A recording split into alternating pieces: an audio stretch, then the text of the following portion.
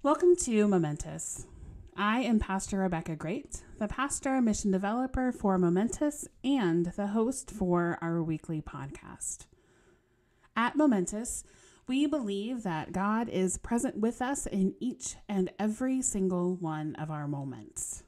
The moments of joy, the moments of heartache, the moments filled with relationships, the moments when we feel lonely. We believe that our stories are connected to God's story and to one another's stories. We believe that this connection and relationship changes our lives and our entire world. We are so glad to have you joining us.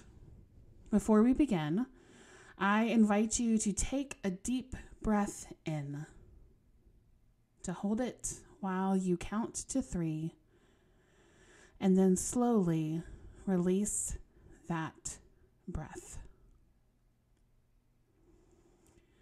This week, we are going to travel back in time about 30 years to when I was in my first years of attending church camp at Camp Luther in Cowan, West Virginia, tucked deep into the hillsides of the Appalachian Mountains.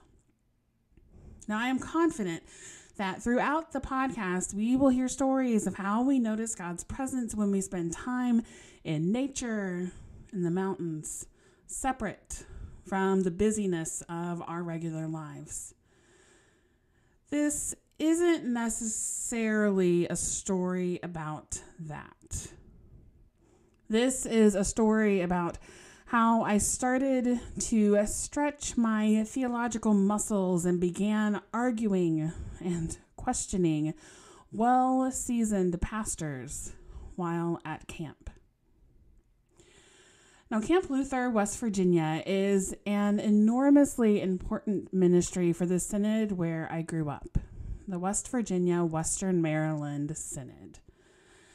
Now, that word, synod, comes from 2 ancient Greek words that translate into English as journey together. Within our denomination, the Evangelical Lutheran Church in America, this word refers to how different congregations and ministries journey together to share the good news of Jesus within their territories. Some synods are as large as a city, and others are as large as 4 entire states. Now, Camp Luther, West Virginia, is a ministry of all of the congregations within the West Virginia Western Maryland Synod. There are ELCA camps all across the country, many of which have programs for the entire summer and a staff that is on site for the entire season. This camp meets for only 1 week each summer, the 3rd week of June. And it is entirely run by volunteers, some who travel from across the country to return to those hills, some who serve as pastors or deacons within the synod, and some who live locally and want to be a part of ensuring that this ministry continues. All who volunteer are somehow deeply connected with the congregations and ministry of that synod. Now, I remember growing up and hearing some of the older youth in our congregation talk about how amazing Camp Luther was. They would talk about how excited they were for the weeks leading up to camp, and they would come back full of stories after camp was over. Campers could not start attending until they had completed 3rd grade, so the countdown was on. As soon as I heard the announcement during worship that camper applications were available, I immediately began pestering my parents to make sure they picked up the form and submitted it early or on time. Finally, it was the year that I had been waiting for. I would go to camp. And in my mind, in my 8-year-old mind, it was entirely because I had made sure that my parents and my pastor and every other grown-up had not forgotten to send in my application. I had done it. I had made it. Now, that first evening of camp, we gathered for what we called 5 o'clock news. Now, I don't know if it still has the same structure now or if they're even still doing it now. But at that point, it would have had some announcements about that evening's programs and information about how to sign up for the badminton or kickball tournament. We would sing lots of songs, and we would learn more about the theme for the week or the theme for the day. That night, we learned the story about the call of Samuel, which is found in the Bible in the book of 1 Samuel in chapter 3. Now, this is a story about how Samuel was called by God to be a prophet, which is someone God uses to call God's people back to faithfulness. Now, there's much more to Samuel's stories because there are 2 entire books of the Bible dedicated to his story. But that's all the background you need for this. So this is the story of how God called Samuel to be a prophet. Now, the boy Samuel was ministering to the Lord under Eli. The word of the Lord was rare in those days. Visions were not widespread. At that time, Eli, whose eyesight had begun to grow dim so that he could not see, was lying down in his room. The lamp of God had not yet gone out, and Samuel was lying down in the temple of the Lord, where the ark of God was. Then the Lord called, "Samuel, Samuel." And he said, "Here I am," and ran to Eli and said, "Here I am, for you called me." But he said, "I did not call. Lie down again." So he went and lay down. The Lord called again, "Samuel." Samuel got up and went to Eli and said, "Here I am, for you called me." But he said, "I did not call, my son. Lie down again." Now Samuel did not yet know the Lord, and the word of the Lord had not yet been revealed to him. The Lord called Samuel again a 3rd time. And he got up and went to Eli and said, "Here I am, for you called me." Then Eli perceived that the Lord was calling the boy. Therefore, Eli said to Samuel, "Go, lie down, and if God calls you, you shall say, 'Speak, Lord, for your servant is listening.'" So Samuel went and lay down in his place. Now the Lord came and stood there, calling as before, "Samuel, Samuel." And Samuel said, "Speak, for your servant is listening." Then the Lord said to Samuel, "See, I am about to do something in Israel that will make both ears of anyone who hears of it tingle. On that day I will fulfill against Eli all that I have spoken concerning his house from beginning to end. For I have told him that I am about to punish his house forever for the iniquity that he knew, because his sons were blaspheming God and he did not restrain them.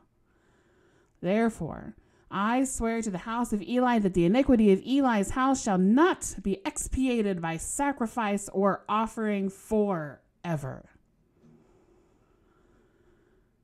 Samuel lay there until morning. Then he opened the doors of the house of the Lord. Samuel was afraid to tell the vision to Eli. But Eli called Samuel and said, "Samuel, my son." He said, "Here I am." Eli said, "What was it that the Lord told you? Do not hide it from me. May God do so to you and more also if you hide anything from me of all that the Lord told you." So Samuel told him everything and hid nothing from him. Then he said, "It is the Lord. Let the Lord do what seems good." As Samuel grew up, the Lord was with him and let none of his words fall to the ground. And all Israel, from Dan to Beersheba, knew that Samuel was a trustworthy prophet of the Lord. The Lord continued to appear at Shiloh, for the Lord revealed himself to Samuel at Shiloh by the word of the Lord. So after the pastor had read that story, he made the very important point that each of us has a call from God because God calls each of us to make sure the world knows of God's love for everyone. It's not just something for grown-ups. I was astonished that God would think that my 8-year-old self was able to be a part of the same call that God has given all of the grown-ups. And then this pastor continued on to say something along the lines of, that call included God calling each and every single one of us to be at camp that week. And we said yes. All of us already had everything we needed to respond to God's call because we were there. We had said yes. I was confused and frustrated and indignant that, in fact, I had made the decision entirely on my own to attend Camp Luther. Thank you very much. So this is my plug to ask you all to pray for every individual involved in any youth Christian education ministries because, my friends, they are tasked with teaching future church leaders and deacons and pastors and bishops. And they have questions. Because almost every day that week, I would seek that pastor out and would ask him questions about this or just flat out tell him, God didn't call me to this camp. I chose to be here. And he was equally persistent in telling me that God had worked through everyone who had told me about camp to call me to come to camp. And his persistence, which matched mine, would not sway me. Now, I think almost every single day that week we sang the song, Here I Am, Lord, which has the chorus, Here I am, Lord, is it I, Lord? I have heard you calling in the night. I will go, Lord, if you lead me. I will hold your people in my heart. Now, every time I hear that song, even still now, I am transported back to Camp Luther, West Virginia, back to that particular week of my camping experience. And I remember how mad that story of the call of Samuel made me, how indignant that particular devotion had made me, but also how absolutely certain I was that I could approach this stranger, this grown-up, this pastor, and I could tell him I wholeheartedly disagreed with what he said. And I knew that I was safe, that I would be heard, and that I wouldn't be brushed off. Now, this is one of the gifts of many church camps, particularly those I have experienced growing up and now as an adult after becoming a pastor within the ELCA. As a camper, I remember experiencing a sense of belonging for me and for all of my opinions and questions. That sense of belonging that I didn't have even at church and I didn't have at school or anywhere else my days took me.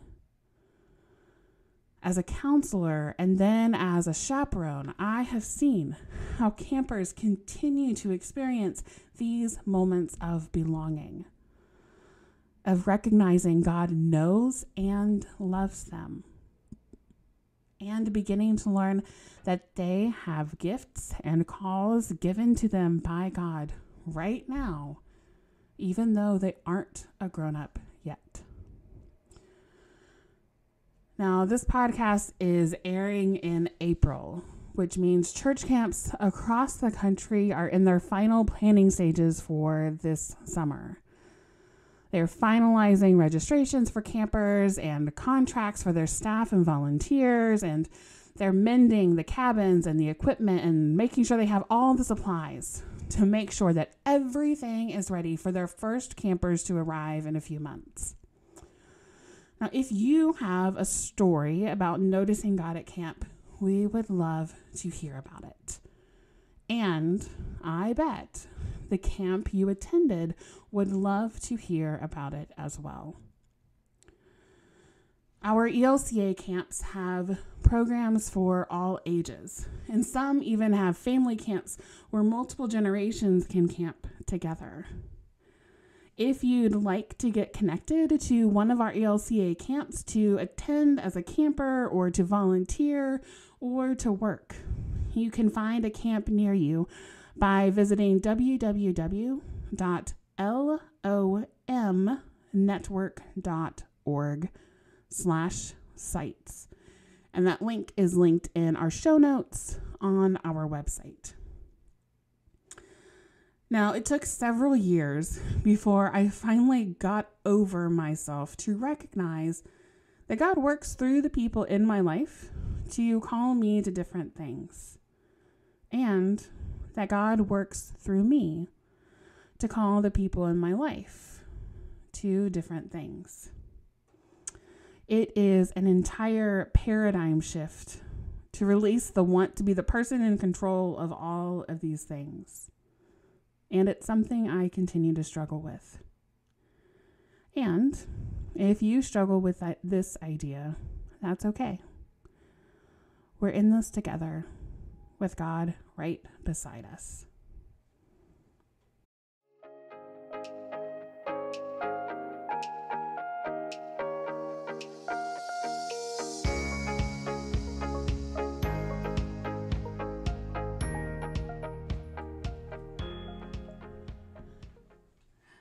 A prayer for being called. God who knows us and loves us. We are surrounded by noise, audible, visual, and emotional. It's really hard to hear you. It's even harder to know when it's your voice or when it's someone else's voice or when it's our own voice trying to be in charge. How do we know for certain? How do we know what you are calling us to do? Help us find some time away from the noise and the busyness. Help us be certain when we are noticing you. Help us even more strongly to be certain when it is not you. We know you hear every single one of our prayers. Help us notice you when you are calling us and give us the bravery to say yes. Amen.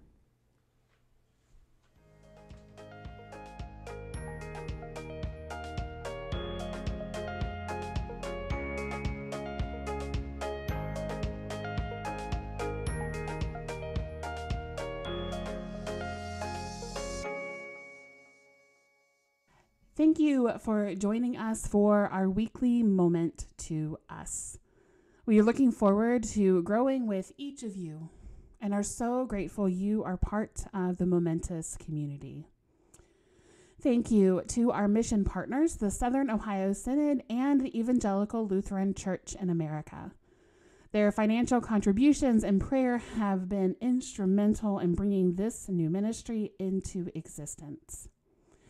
And I want to say thank you to Lord of Life Lutheran Church in Columbus for calling me to preach and lead worship this morning. Yes, this morning, April 16th, 2023, while their interim pastor is taking a much needed break following Holy Week and Easter.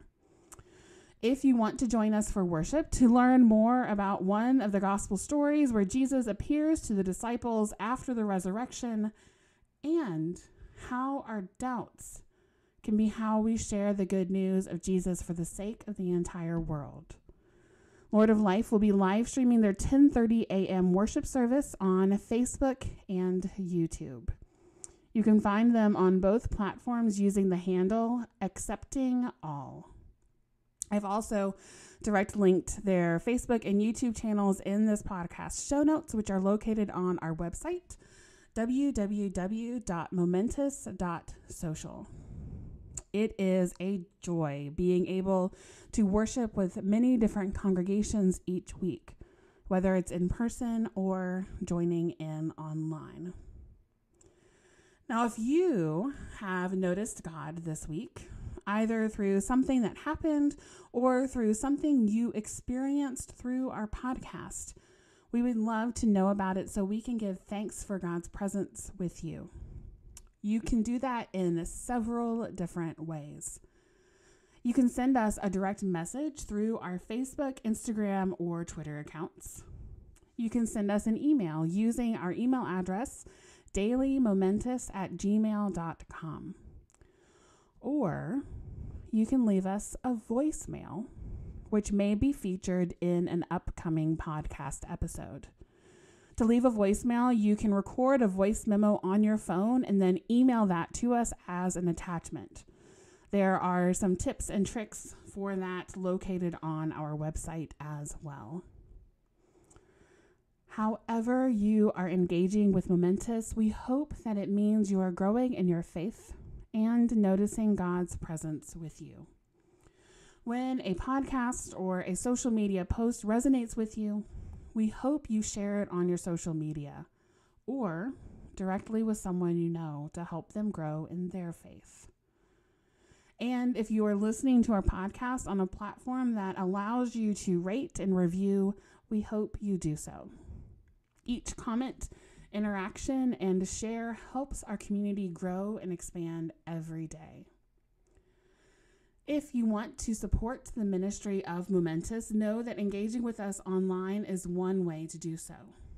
If you are able to give financially, you can visit our website and use the donate link. Each one-time or recurring gift ensures the Momentous community continues to grow. We give thanks for every single one of you, for being a part of the Momentous community, for listening to God's call to try something new, and for beginning to notice God's presence even more frequently in your life, in our communities, and in our world.